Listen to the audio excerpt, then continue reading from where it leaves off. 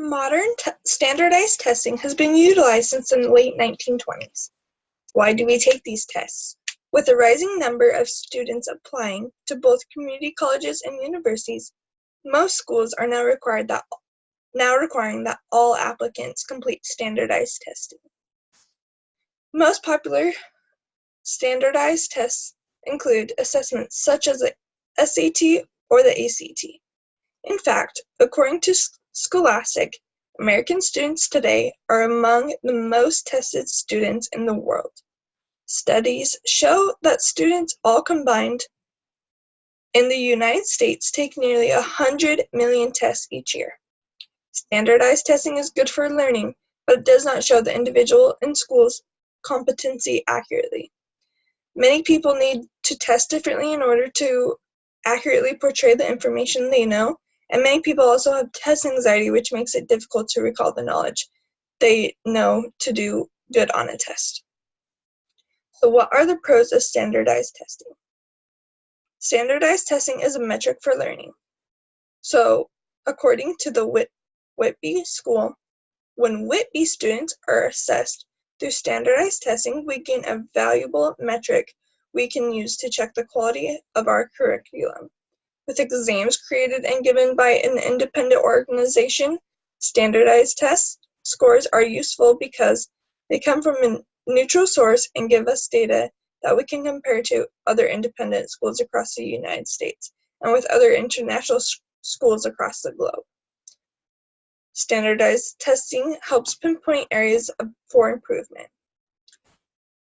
When we receive standardized test data at Whitby, we use it to evaluate the effectiveness of our education program. We view standardized testing data as not only another set of data points to assess students' performance, but also as a means to help us reflect on our curriculum. When we look at Whitby's assessment data, we can compare our students to their peers at other schools to determine what we are doing well within our educational continuum and where we need to invest more time and resources. Standardized testing can help schools evaluate. Assessment data is also useful for year-over-year internal comparisons. We compare data over a number of years to find trends, and then trace any changes back to their source. If the math scores for our fourth grade students suddenly jump, we want to identify what change led to the improved performance and how we can continue to implement this within our curriculum. We are also able to use a student's historical assessment data to monitor the progress and uncover any challenges they may need to overcome. Standardized testing gives teachers guidance to help them determine what to teach the students and when to teach it. It also gives parents a good idea of how their children are doing as compared to students across the country and locally. It allows students' progress to be tracked over the years. When students take the same type of test yearly, it is easy to see if a student is improving, losing ground academically, or staying about the same. Since all students in a school are taking the same test, standardized tests provide an accurate comparison across groups. Over the years, great improvements have been made with regard to test bias, which has led to more accurate assessments and comparisons. So what are the cons of standardized testing? So test scores can impact confidence greatly. A big disadvantage of standardized testing is that it's easy to interpret a student's score as a sole judgment of that student's ability. And there's pressure to teach to the test. When standardized tests exams become all important in a school or district, it has a massive impact on teaching and learning. Educators frequently start teaching to the test if they feel that their evaluations and jobs solely depend on how well students perform. Educators may also stop trying new techniques and teaching methods in the classroom. With every minute counting on their way to their students' next exam, teachers will worry that an untested method will backfire and their students will score worse than before. That comes at the cost of inquiry, engagement, creativity, and risk-taking in student learning. Another con is scores don't provide a true picture of a student's ability. Far too many people wrongly assume that standardized testing data provides a neutral, authoritative assessment of a child's intellectual ability. Cultural factors, unfamiliarity with test methods, test anxiety, and illness can wreak havoc with how well a student performs.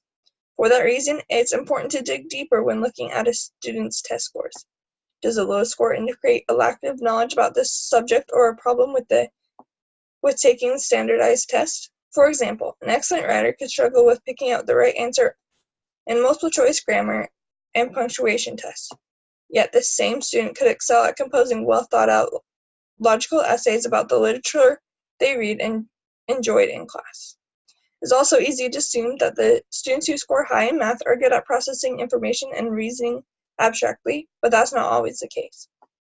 In fact, researchers have found that high standardized scores have little correlation with memory, attention, and processing speed. High test scores could simply mean a student excels at rote memorization and multiple choice test taking. So does standard tests show an accurate view of students' abilities? So what is a history of standardized testing? Standardized testing has been around for a long time with a storied history of evaluation university prospects, job candidates, and other forms of aptitude and intelligence. So starting in Imperial China, standardized testing used to be used in a rudimentary form to determine one's eligibility for positions in the government of the ruling class. In the early 20th century, Alfred Binet developed the Stanford-Binet Intelligence Test, which later became the infamous IQ test.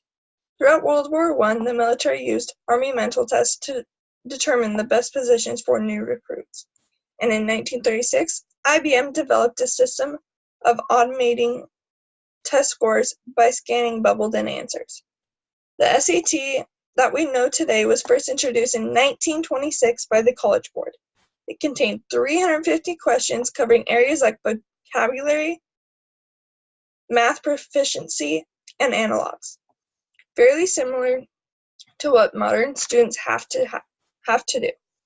The No Child Left Behind Act and the Common Core State Standards Initiative passed in the last couple of decades are prominent examples of test-based accounting policies.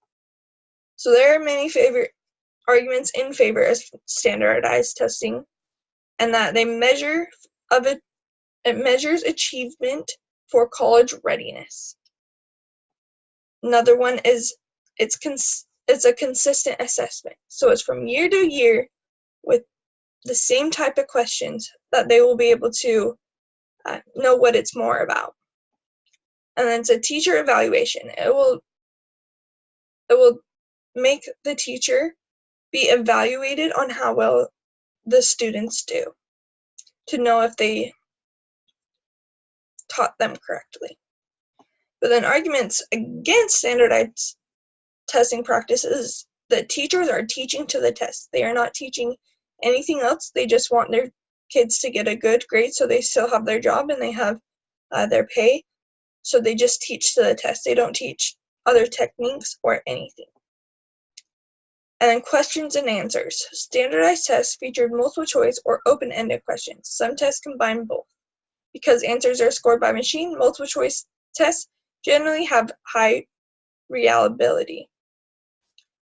Open-ended questions ask students to write a short answer or an extended response. Critics say multiple choice tests are too simplistic, while advocates note that technology improves feature items that demand more critical thinking before choosing a response. Open-ended questions allow students to display knowledge and apply critical thinking, but most require human readers. Too many tests, like I said before, just in the US, the students take 100 million tests each year. You think that's too many tests? So standardized testing has been around since the 1920s, so it's not something new. It's useful for many reasons, but it does not really show every individual or every school's competency. There are many factors that go into the test taking, but just knowing the information. They could have test anxiety, make people learn and test in many ways that is best for them, or they could have a horrible night's sleep. So standardized testing is not accurately show the individual or school's competency